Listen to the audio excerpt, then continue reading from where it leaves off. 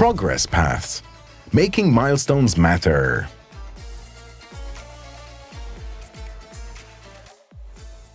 So, good afternoon, everybody. My name is Tim French. I'm the commercial manager at Fast Track, where we work with operators on CRM and lifecycle orchestration in iGaming. Today's session is called Progress Paths, Making Milestones Matter, and the core idea is simple. How do we design experiences that don't just attract players, but turn casual activity into sustained participation? So, to get started anyway, I'd like to ask everyone to introduce yourselves briefly. Please share your name, your role within the company, and the company that you work with. Start with you, Marharyta.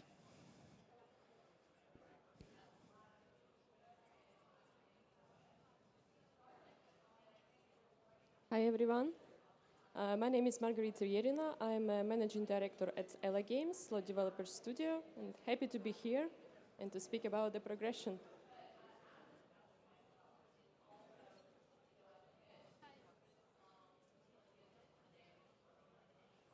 Sorry. Hi everyone, my name is Alena. I'm a commercial director at Mega Fair Games. We are building skill games and RNG games, slots, instant win games, crash games. We just entered the market last year, and so far we are on the establishment stage where we are attracting partners, integrating with the biggest aggregators, operators. So it's a path of building a new provider in the world where there are hundreds of providers already. Hi everyone, my name is Volatility and I'm head of partnership in betting software. We are a white label platform aggregator and provide turnkey and white label solution for our customers B2B, mostly around the world.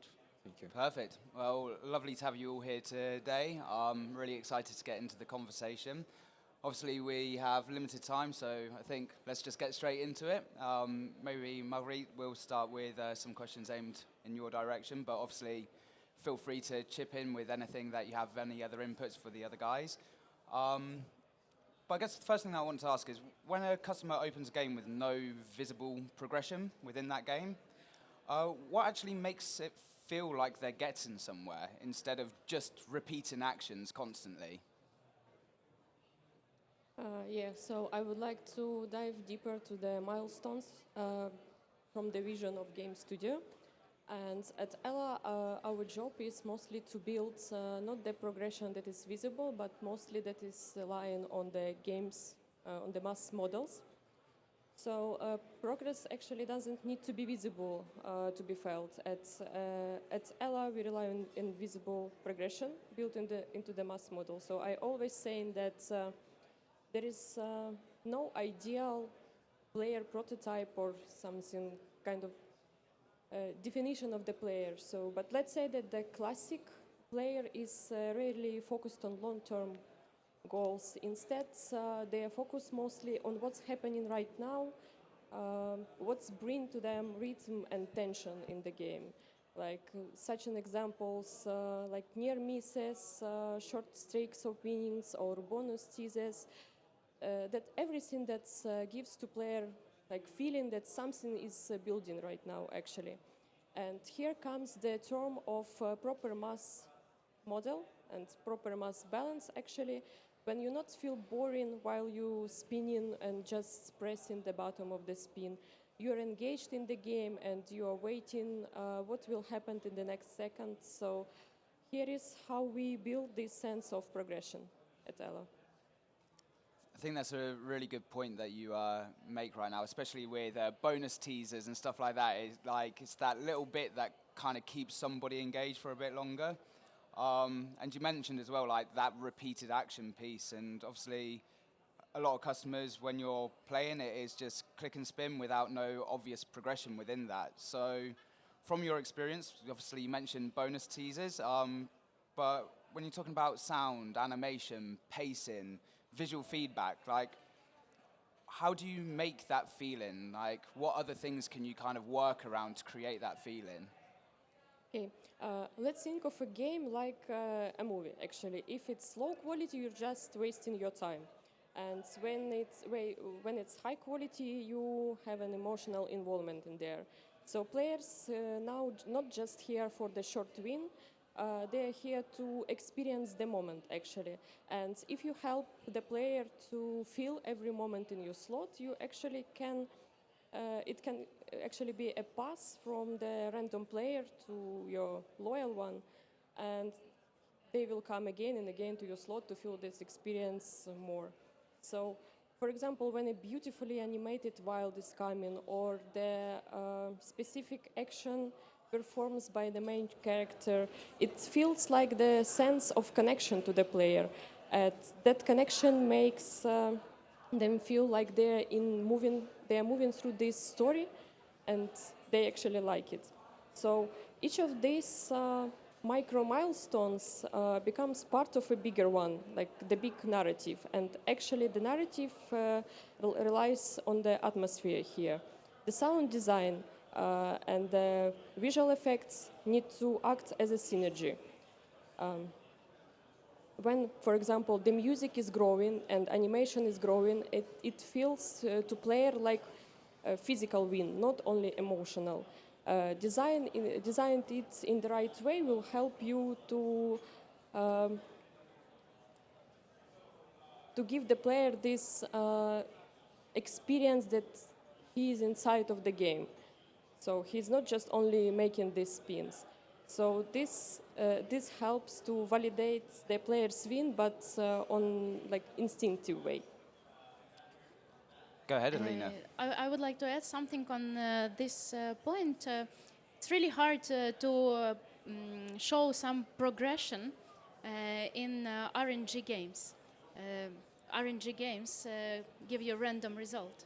This is the point of the game in our online entertainment operators, right? So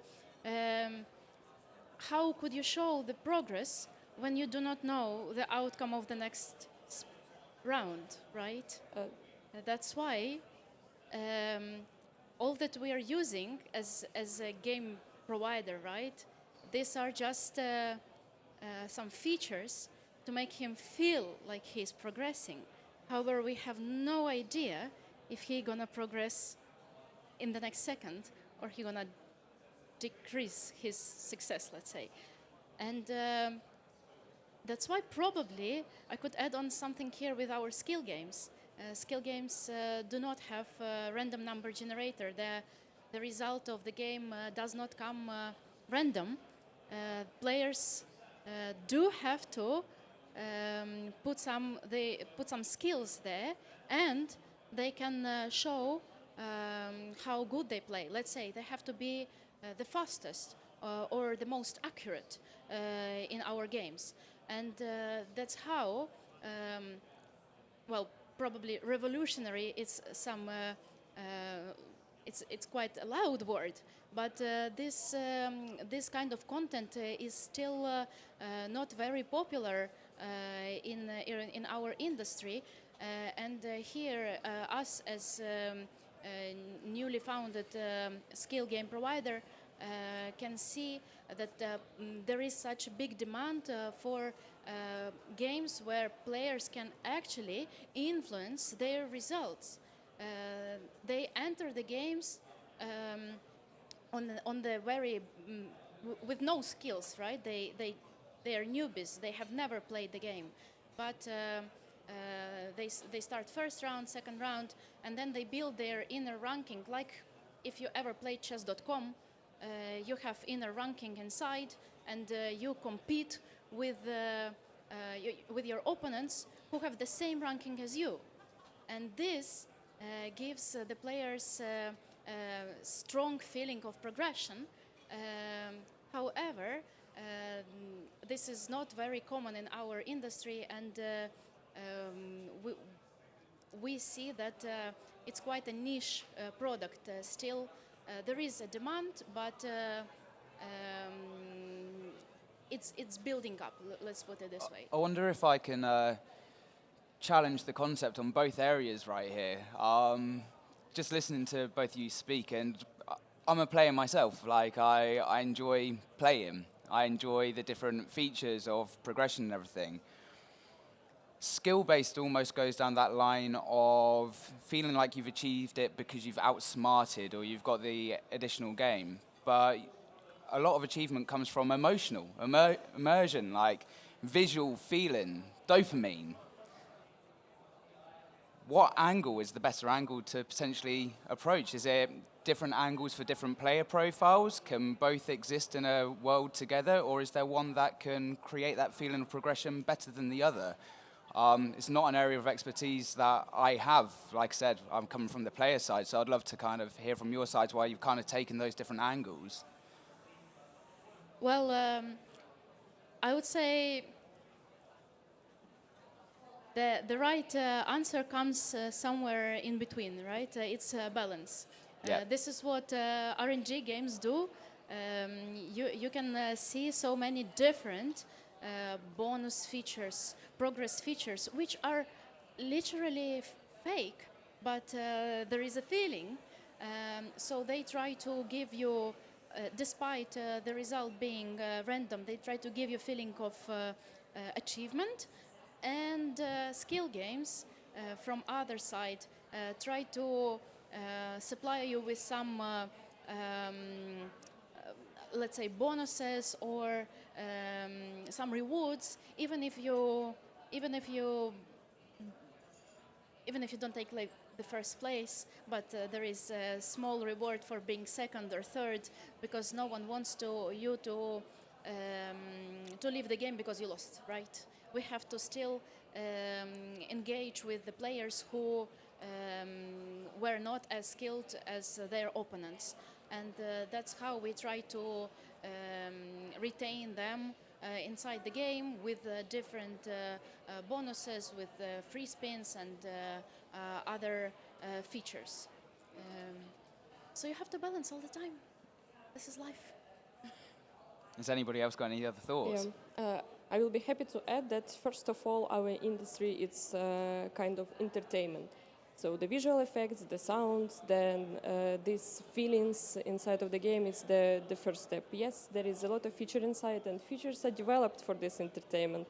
And if you bring to the feature, if you add to the feature some additional animation, additional feelings that you are going inside of the game, this will make your experience even better.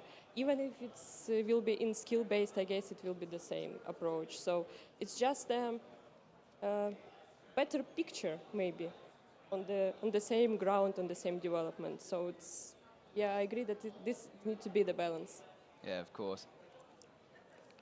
So, I mean, if we kind of like strip away all loyalty programs, levels, and long-term systems, like what micro goals inside a single session can actually keep a casual player playing? Like, I guess what I'm trying to ask is, why are micro goals within a single game more effective for retention than complex multi-level systems that you've got to try and jump through that might confuse or alienate a player? We've all seen it where sometimes the structure becomes so wild you have no idea what the whole concept of the game actually even is. Yeah, on my opinion, games need to balance the long-term goals with fun in the moment, because big goals, it's very good. It's one of the most popular way of retention, of course, but we need to think also of the players that can come even for the short break, actually. So they also need to feel the progress and completeness like quickly. Not to wait that something will come to him like in a month or a year or something like this. So that's why we focus on goals that you can finish in one play session. For example, a classic mechanic in the Ella Games portfolio, this is the symbol collection. When you need to collect some symbols to achieve like the bonus game, and here comes another level of the progression. You see the 3 main characters that you need to choose, and these main characters will bring you additional multiplier, for example, or some numbers of free spins, and then you dive deeper. You have the next level of progression. After this main character, you have the special symbol that comes with this main character, and this gives you additional something new to your game that makes your game experience more and more better. So if a player see that there is only 3 symbols to collect, it's still an objective. So it's better to him. It tells the player that the reward isn't locked. It's just like for a few spins and you will get it. So the player can try this once, he will accomplish the goal, then he will come again to the game to try another one, because we have, as I told, 3 main characters. He tried one of them, he may try second one, he may try third one. So he liked this experience, he will come again and again. So that's why that's how actually progress is being made. Kind of moving on to like a slightly different topic line here. And it's one of the big things that every single operator is looking at.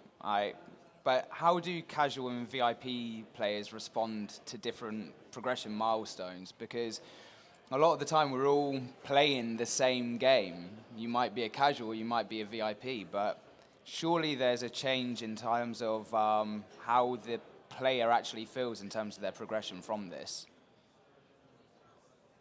I think regarding the differences between VIP and casual players, you should consider that regarding the casual players, you should give more attention for like short time awards, like short loop awards they can achieve like in a short period, like maybe in 10, 20, 100 spins. And regarding the V players, there should be more information regarding the long-term value, status sensitivity, something like the offline events they should provide to VIP players. So encourage them to place more bets and more money into offline casino for these kind of achievements we can get from the operator or the platform itself. So in short, there are 2 different ways to achieve this kind of players, but the operator and the player should be achieving both of them, of course. I guess that actually kind of comes into the math models a little bit. You mentioned if you can get a casual player to reach a reward within the first 20, 40 spins.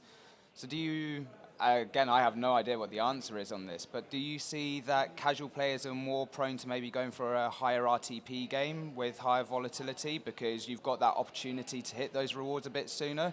Because obviously as soon as you drop the RTP on high volatility, you might never get to that point within the lifespan of their first deposit or second deposit. They might go through that quite quickly. So what do you typically see?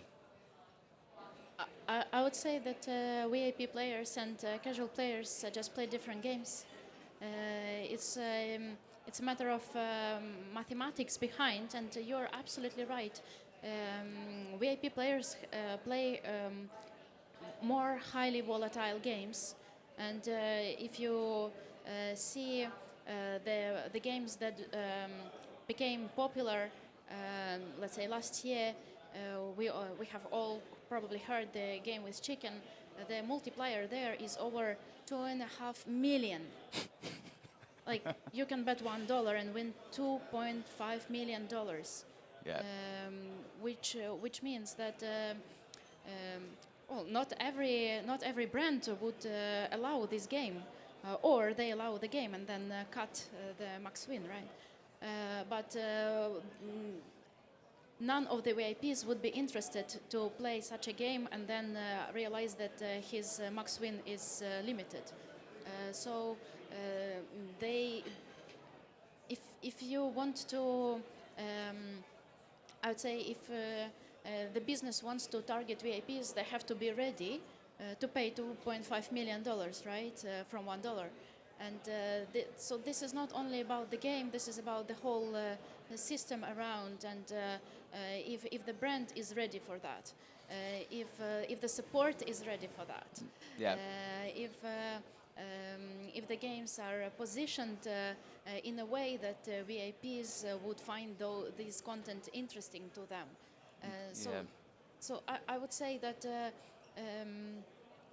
it's very important for all of us to understand that our profits are not affected by just one specific input of a game provider or retention team. This is a process of all of us building it in a way that players are happy and casual players are happy and VIP players are happy in their own way. However, there are good examples of games where both VIP players and casual players play. These games are quite unique and we all know them. Everyone tries to literally copy, but apparently the success cannot be copied that easily. Yeah, of course. Maybe something to direct back to Bulat a little bit. Within that, you mentioned, and it's completely fair as well, if you're an operator that has a game that has a 2.5 million X multiplier, you've got to be prepared to pay out 2.5 million. Yes, of course. So within that, should progression models be universal systems, or do you think they should be flexible frameworks to tailor to operator strategies? Can you change things slightly from operator to make sure it fits within their commercial strategy? To be honest, if we're talking about the B2B aggregator or platform perspective, you should achieve as much as you achieve as you can on the market, because there are a lot of differences between operators, because some operators are oriented on, for example, different vertical focus, like for example, sportsbook focus or live casino, slot focus, because different content, different users which they will acquire, and also different points you can achieve. And regarding the platform, I think there should be, of course, there should be a flexibility, but that's not the path that we should give to operators and sell to them. For example, you should work like that, and that's only the key to access. No, we should provide them all the keys, all the infrastructure, and all the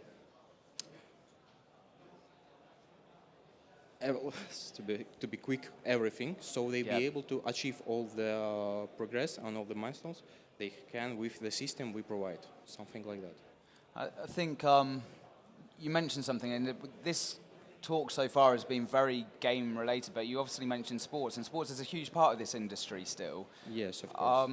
So loyalty can't just sit with games, it can't just sit with game levels. So what do we do around building customer loyalty? Like, how can you potentially combine the two? Can you do cross-product sales? Do you create more games that are also kind of like have a sports feel to the game? Like, what can be done there? To be honest with you, if you see that on your platform, on your site, there are a lot of sports players, you should just focus on them. Because if you see that your revenue coming from mostly from betting, just focus on the betting. Of course, there is a room for casino players, live casino players, people who like to play instant games, crash games, of course, and you should give them your attention and you should try your best to acquire more of them. But if your platform is sports oriented, so my advice is to stick with your audience, stick with your people, and stick with your guys who play in sport, and try to make the platform and the site most profitable and most likable for them exactly. Interesting. Maybe Marharyta, Yerina, like where do you sit on the game level side of things? Like when it comes to building customer loyalty from the game side, how do you do that? People get very attached to the brands that they like. I think the common practice in the industry is that the players from sportsbook, operators try to make the most of it, right? So what they try to do is they try to put the traffic from sportsbook to crash games because it's easier rather than to move sports to slots. You see it in the markets like Brazil all the time. Like there's a huge correlation there. Yeah. And then from crash games, because crash games are great player acquisition games, they are very bad money-making games. Yeah. I've never probably seen sessions of, let's say, 10 hours long in a crash game. Well, probably Aviator did, I didn't. But in slots, it's a common practice again. So what they do is they move players from sportsbook to crash games, from crash games to slots. So they try to land the players in slots. Yeah, it makes absolute sense.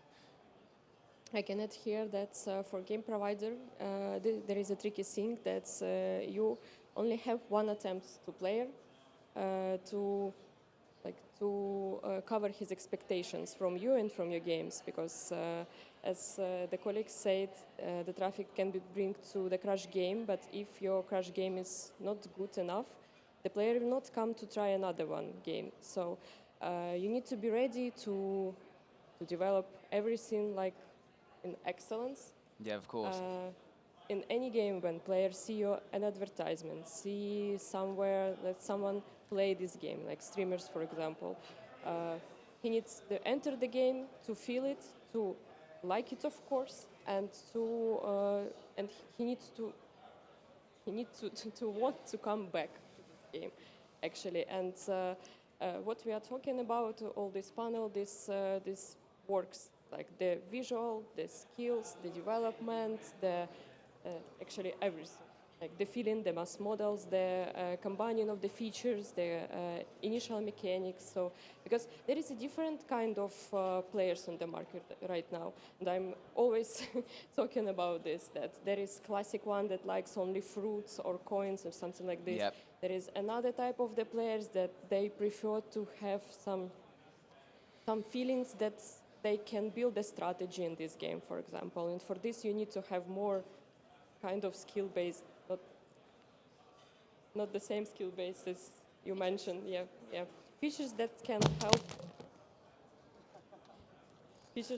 help a player to think that he make an impact to these games. And some of the players may like only the visual part, so they can come only to see the good picture and to have some entertainment, some good time with the some things that he is doing, like spinning and looking for the nice picture, nice sounds, to have a rest, just to have a short break with the good company of the slot. Oh, hopefully my Kylie moment then was all right, and yeah, microphone's still working. So seems we've only got a little bit of time left. Like, open this up to everybody. We've talked about how you make successful progression models, but what are the most common progression design mistakes to disengage players? What do you see as being like the big things of going, why did you do this?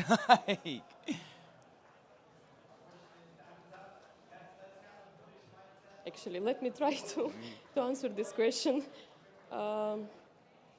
Again, returning to the different kind of the players, let me guess that there is no answer that's why you do this or why you did this, because someone will like it.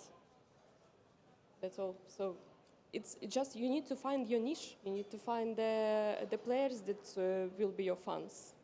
Kind of like find your identity and focus on your identity, not try to be somebody that you're not. I agree completely. First of all, there is no success formula. Yeah.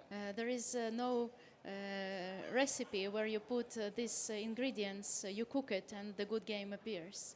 So pretty much everything that you do can be a mistake, and you don't know. Second of all, I think players are not stupid, and after they try a couple of your games, they catch the vibe, or they don't. They feel the identity of the provider. That's why providers differ.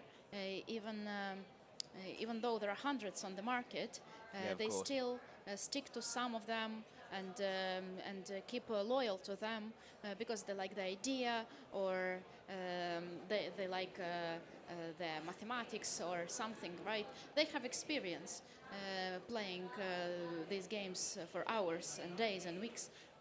So it's everything can be a mistake, and it usually is. But one time you make a great game and it becomes a unicorn. So we're all in this race to make a unicorn game. Yeah, I wonder if you've got some final comments about that. I also agree with Alona regarding that there is no such thing as a success formula, but you can also have statistics, because if you're talking about the games and releasing games on each market. You can acquire any statistic regarding which players love this kind of thematics, kind of musics, kind of types of games, and try to make much more of that and check like which one do they like regarding the whole market or operator to operator. So basically, I think the success will come if you'll try more and try to research your users, try to research their needs and their likes, something like that. Amazing. Well, that is us pretty much out of time now. 30 seconds to go. I think that was pretty spot on. So well done to everybody. I just want to thank all of the panelists for the conversation this afternoon. I've really enjoyed it myself. Thanks for Sigma for putting this on for us. And please urge anybody in this room, if you've got any questions for the guys, come up, have a chat with them, talk about what they were speaking about. Yeah, thank you so much. Thank you, guys. Thank you, team. Thank you, guys.